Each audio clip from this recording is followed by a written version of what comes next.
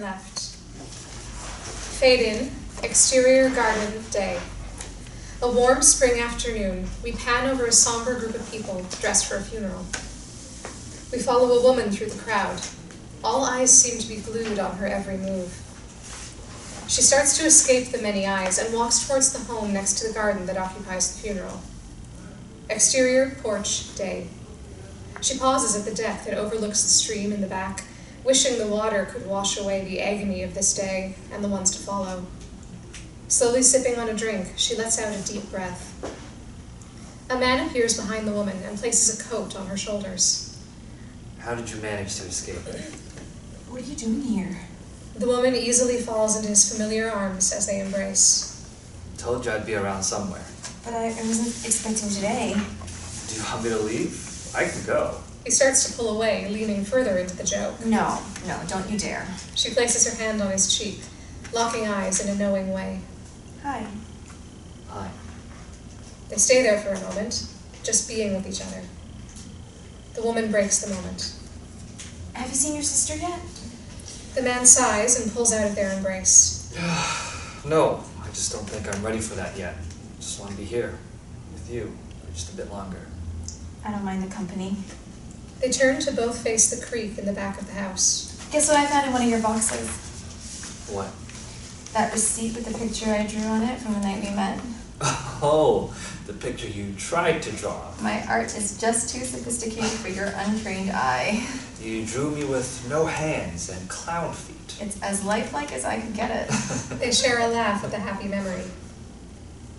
It's good to hear you laugh. He leans down to kiss her, but she turns her head. What? This isn't the time for that. What are you worried about? They could see.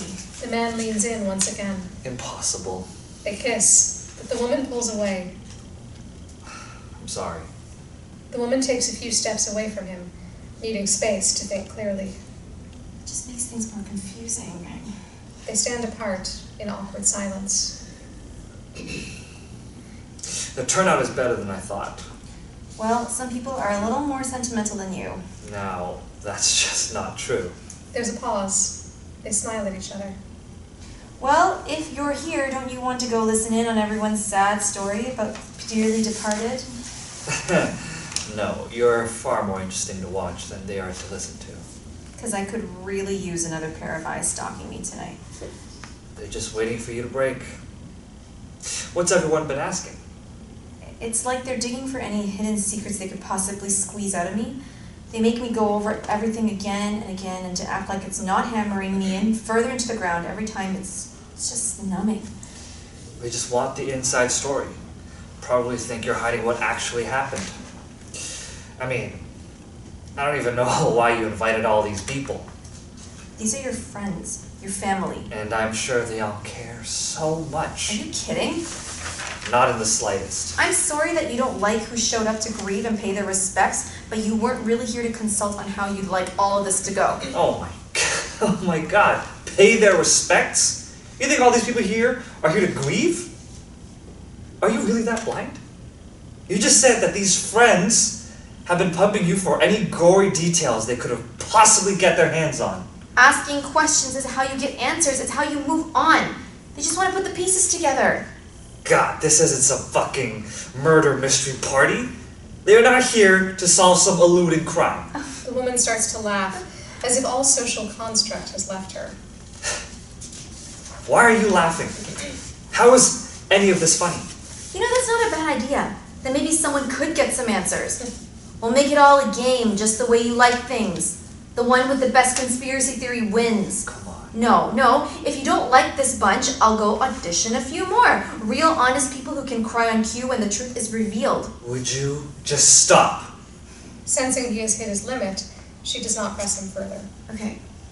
Stopped. Can we just talk? No sarcasm to avoid the actual conversation. Just talk to each other. I wouldn't be here unless you didn't want me to. I don't want to talk. Then what? I want to scream at you. I want to hit you. I want to hate you. I want a reason why, because you just left. But now you won't let me go. He is absolutely taken aback by her words. I thought you understood. This was about me, nothing to do with you. I knew it would be difficult, but... How could it have nothing to do with me? I was yours and you were mine. My heart was absolutely yours and you destroyed it. We were everything. And you were the only thing that kept me from falling faster than I did. But what? Just not enough? It's not that clear cut. He turns, frustrated with how to make her understand. Then talk to me. For once, don't hide from me. There's no point making it worse. Just tell me. Say it. I want to hear how everything you ever promised me was just bullshit. Don't plan it out, just fucking say it. You want the truth? You want that? You weren't enough. We weren't enough. Woman stands, stunned to silence. You coward. If only you could see my mind to understand what you are. What we were was powerful and absolute. But I couldn't hold on to it when this poison started to spread. It set fire to anything I loved, and I didn't want it to reach you. I didn't want it to spoil my memories of us. So the cost of my soul for remembering you perfectly seemed like an even trade. You loved me. Unquestionably. They kiss, and the world seems to melt around them. Someone comes out of the doors behind them, disrupting the couple. The woman now stands alone, the man just seeming to have disappeared. We learn the woman's name, cut to the stranger that has just come outside. Grace? Grace stands alone. She catches her breath as if waking up from a trance. Yeah? How long have you been out here? I just needed some space. This whole thing is suffocating. That's where the heavy-handed pours come in handy. Kea swirls the excessive amount of liquid in her rocks glass as she walks over to Grace. According to the grandparents, I'm dealing with tragedy better than what was expected. Kea sips at her drink, and they sit there for a few moments in silence. Did you know? No. I mean, not truly at least. I don't think I ever wanted to. Did you? I wish I could say yes. Like I could never imagine a world where he would just end his own life, but his heart just wasn't made for this world. It's always going to feel like we could have done more, isn't it? Everything isn't always enough to save someone. God, you sound just like him. Kea looks over at the reception going on in the garden. Are you ready to go back? I think they're expecting the speeches. Do you want to go first? Whatever your parents want. Well, I think he would have wanted you to speak for him, if he couldn't. No. Family first. You are his family. Kea stands and straightens out her clothes and takes the last sip of her drink.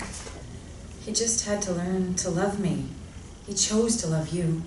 They share a small smile. Grace looks back towards the house and takes a deep breath. I'm ready. Kea and Grace walk back to the group. Exterior, garden, day. Everyone is starting to find their seats as Grace walks to the front. We fade out on Grace's speech, thanking everyone for attending. Focus on a photo of the man on a table with flowers and a note. Never forgotten, always loved. The end.